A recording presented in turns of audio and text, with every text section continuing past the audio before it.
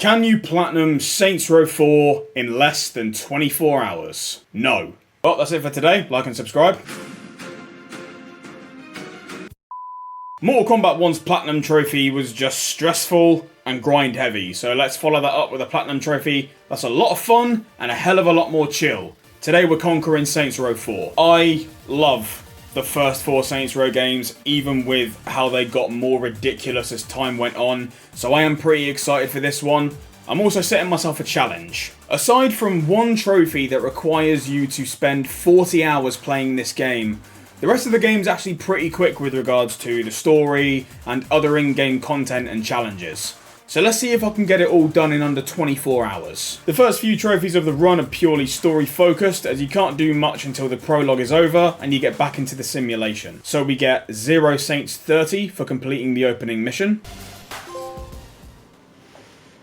There we go, trophy 0 Saints 30. Destroyer in Chief for completing the Saints Wing. Destroyer in Chief. Yes, me, what a dream. There is no pancakes for completing A Pleasant Day.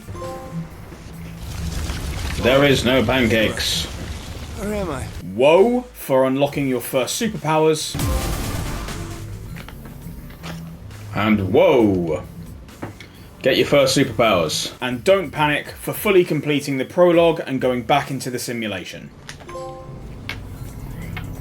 Don't panic. It's at this point where the game opens up and you can do quite a lot without touching any more of the story. I spent a few hours doing everything currently available to the player and ended up clearing 90% of the map and completing 52% of the whole game before continuing the story. In the process of clearing out the map, I got Don't Look Down for being airborne during super jumps for a combined time of 10 minutes.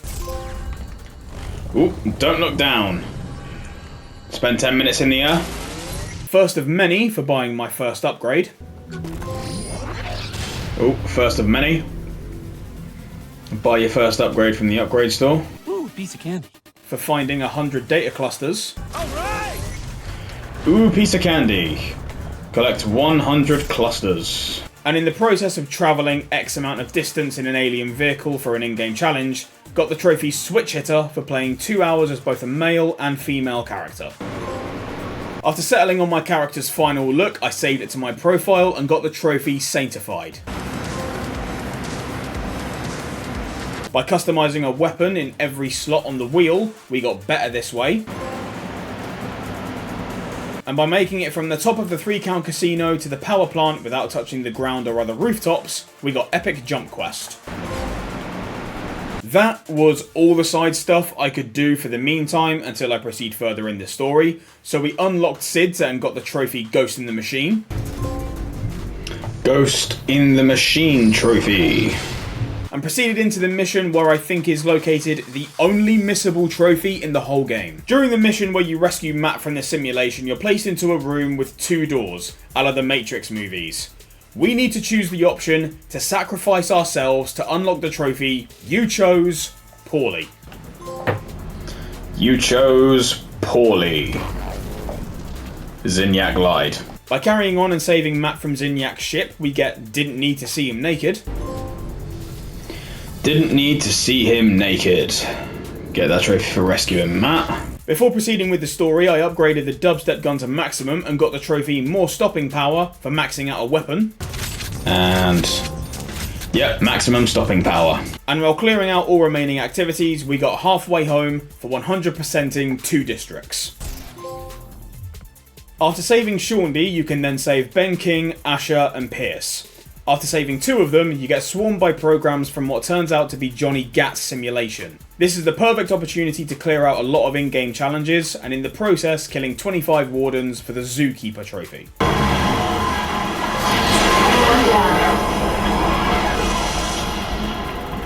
After clearing the issue of constantly getting attacked and unlocking my final power on the wheel, we get Blast from the Past. And now we have all powers on the wheel, setting a new element to them all nets us Elementary.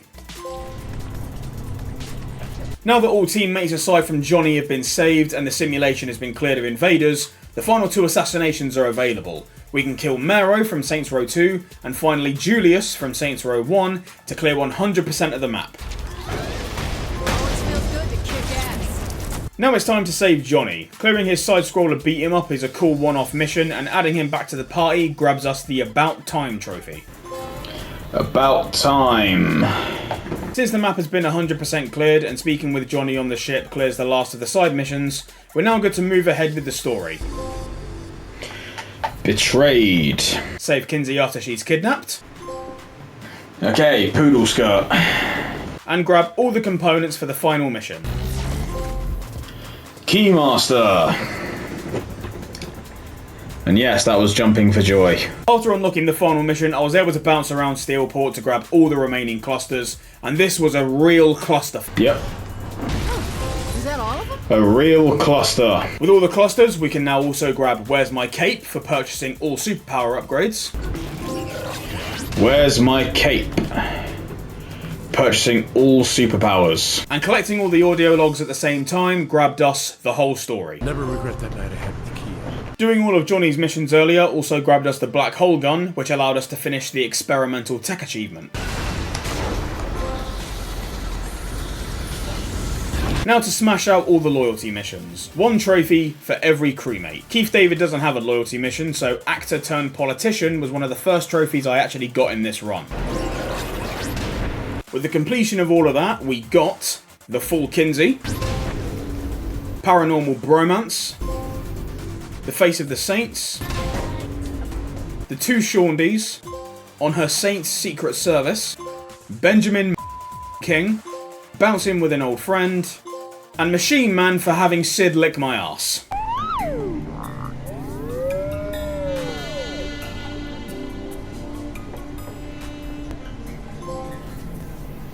There are also a few trophies for doing X amount of things with your powers. Thankfully, the superpower beatdown activity makes this an absolute breeze. Chill Out for getting 100 alien shatter kills, Pounding the Pavement for 150 alien stomp kills, Here Catch for killing 100 aliens with telekinesis, Bringing the Heat for killing 100 aliens with the fire buff power, Fist Meet Ground for killing 100 aliens with the death from above, the Challenge King for completing all in-game challenges, and I Am Become Death for killing 1000 aliens with any combo of powers.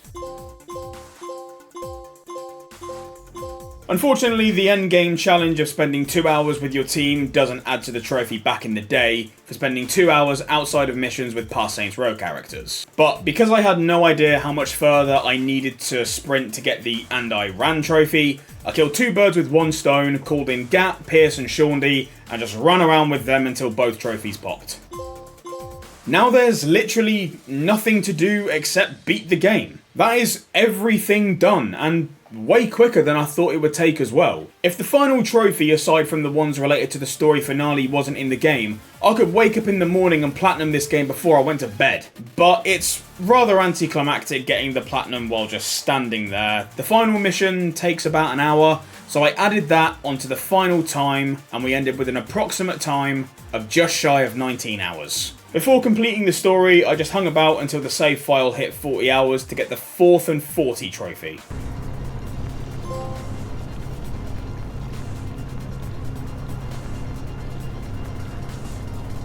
And I'm calling this shit out, okay? I timed this to make sure that, it was all going fine, and for every hour that passed, the game needed another 5 minutes to register a full hour. That's another 200 minutes I spent just waiting over 3 hours. Fuck this. I then tore off Zinniac's head to complete the finale of the game to get the 2 final trophies. Imperator for completing the game, and Saints and Sensibility for completing the game after all homie missions. And with all that done, earning the platinum Kingpin. This was an absolute joy to play through again. Saints Row 4 really holds a special place in my heart. I absolutely love this game. And after the slog that was Mortal Kombat 1 last month, I really needed this. It was a nice break. It was quick, bombastic, a hell of a lot of fun. Going back through this game really sent me on a journey down memory lane back to when I first played this game, when it first came out back in 2013. I had only just turned 15 years old, and I am now closer to 30 than I am to 20. Nah, fuck this, I'm out. I am old.